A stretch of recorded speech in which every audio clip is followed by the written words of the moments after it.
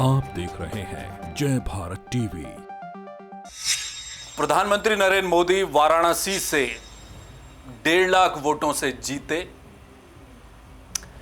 और बीजेपी के अंदर कुछ सांसद ऐसे हैं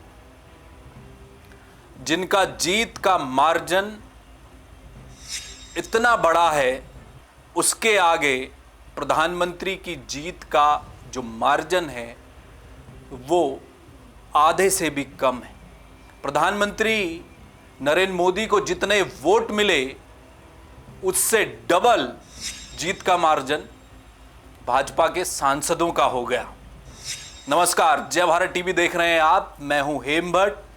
आज चर्चा सोशल मीडिया पर तैरती उन खबरों पर जो इलेक्शन कमीशन के आंकड़े आने के बाद अब तेजी से फैलती जा रही है, जिसमें कुछ डाटा दिखाया जा रहा है कि इस दफा प्रधानमंत्री नरेंद्र मोदी वाराणसी से चुनाव तो जीत गए, लेकिन उनका जो मार्जिन था वो औंधे मुंह नीचे आकर गिर गया और बीजेपी के भीतर ऐसे कई सांसद आ गए सामने जिनका जीत का मार्जिन इतना बड़ा है कि उस मार्जिन के बराबर प्रधानमंत्री नरेंद्र मोदी को वोट तक नहीं पड़े। साथ में चर्चा इस पर भी करेंगे कि 7 से 8 सीटें बीजेपी की ऐसी रही पूरे देश में जो बहुत कम अंतर से भाजपा जीतने में कामयाब रही। अगर यहां कांग्रेस या विपक्षी दल का दूसरा प्रत्याशी जरा सी मेहनत और कर लेता तो 8 सीटें इंडिया गठबंधन के खाते में होती, भाजपा के पास न जाती। और बीजेपी के वो रिकॉर्डधारी कौन है, उन पर भी चर्चा करेंगे। सबसे पहले वाराणसी, प्रधानमंत्री नरेंद्र मोदी ने जीत हासिल की है। उन्हें 1,52,000 से अधिक वोट मिल के अंतर से उन्होंने चुनाव जीता है। अजय राय जो कांग्रेस के प्रत्याशी थे वो तकरीबन 1.5 लाख वोटों से प्रधानमंत्री से हार गए। ये जीत का अंतर बहुत कम रह गया, वो इसलिए क्योंकि 2014 में जब प्रधानमंत्री नरेंद्र मोदी वाराणसी से चुनाव लड़े थे तब उन्होंने 3,71,000 से अधिक वोटों से जीत हासिल की थी। 2019 में ये जीत का आंकड़ा, जीत का अंतर और बढ़ा और ये पहुंच गया 4,75,000 से अधिक। लेकिन 2024 में यह आंकड़ा नीचे आ गया, महज 1,52,000 वोट के अंतर से ही प्रधानमंत्री चुनाव जीत पाए।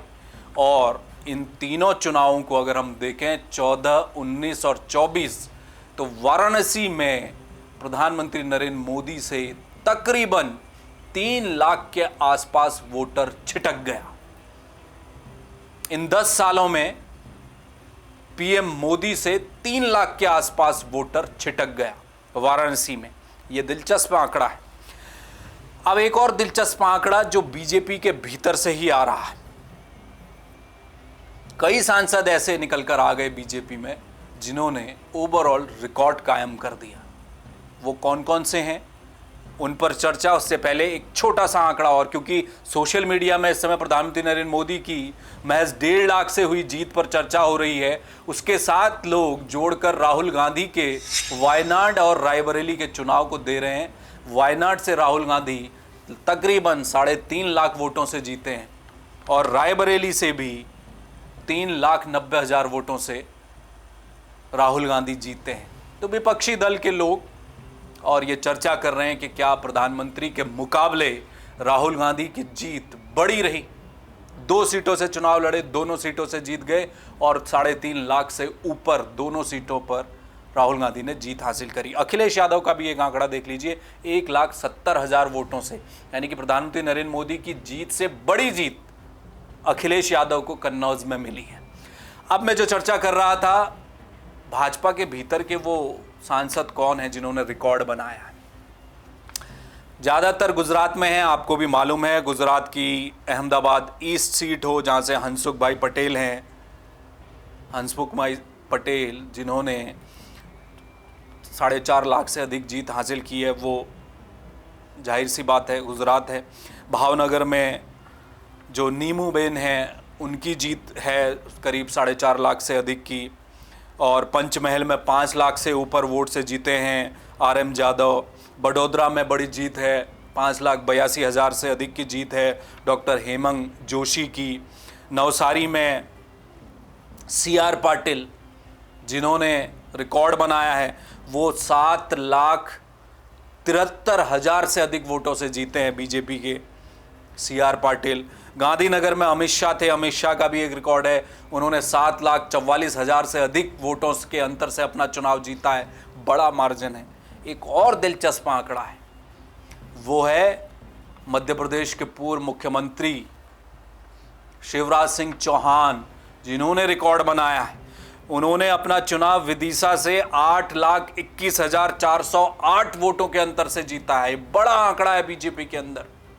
शिवराज सिंह चौहान जो इस समय भाजपा में अब तो खैर मजबूत होते दिखाई दे रहे हैं, अभी NDA गठबंधन की सरकार बनेगी, कैसे बनेगी बीजेपी के अंदर, वो पुराना अटल आडवाणी के दौर के वो नेता क्या अब उभर कर सामने आ रहे हैं, वो अभी एक अलग कहानी है। लेकिन शिवराज सिंह चौहान ने जो बड़े अंतर से जीत हासिल की है, वो कहीं ना कहीं उनके नंबर बढ़ा रहा है। एक और दिलचस्प आंकड़ा है, वो है इंदौर से, जहां भाजपा के सांसद जो अभी अभी चुनाव जीते हैं शंकर लालवानी, जिन्होंने ओवरऑल रिकॉर्ड बना दिया बीजेपी के अंदर, और वो चुनाव जीते 11,75,092 वोटों से। 11,92,075 वोटों से जीत हासिल की है। इतने वोट तो वाराणसी में प्रधानमंत्री को पड़े तक नहीं। ये बड़ी जीत है शंकर लालवानी की, ये ओवरऑल रिकॉर्ड उनका कायम रहा है। अब जाते जाते वो 8 सीटें आप जरूर देखिए जहां पर इंडिया गठबंधन ने गलती कर दी।